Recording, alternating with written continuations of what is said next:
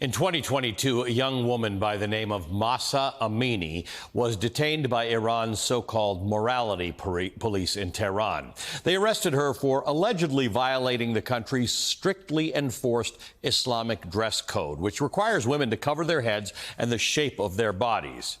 Amini was pulled into a police van. She died in the hospital 3 days later. She was 22 years old.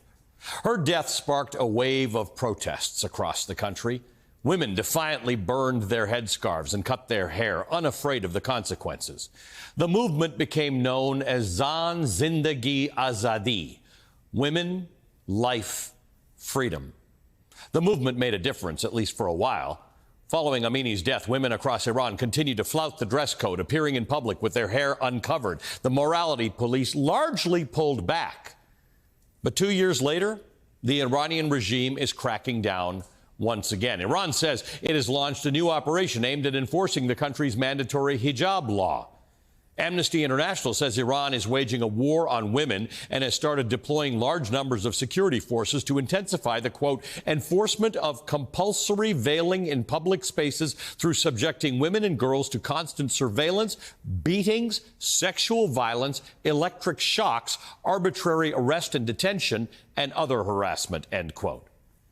A spokesperson for the United Nations Human Rights Office adds that, quote, there have been reports of widespread arrests and harassment of women and girls, many between the ages of 15 and 17, end quote. The London-based Iran International posted this video of a woman being apprehended by Iranian police in Tehran. The outlet said she was arrested for violating the dress code.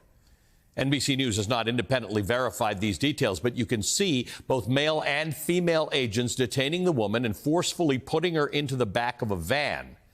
According to Sky News, the woman who appears to be assisting in the arrest, the women who appear to be assisting in the arrest are known as, quote, ambassadors of kindness, end quote.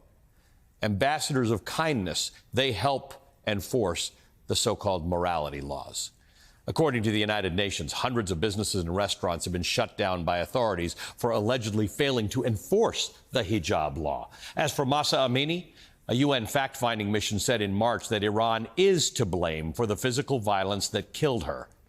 The UN mission found that Iran committed crimes against humanity in its violent repression of the subsequent protests against her death as well. Iran has denied responsibility for Amini's death and rejected accusations from human rights organizations by witnesses and foreign governments that it crushed peaceful protests with violence.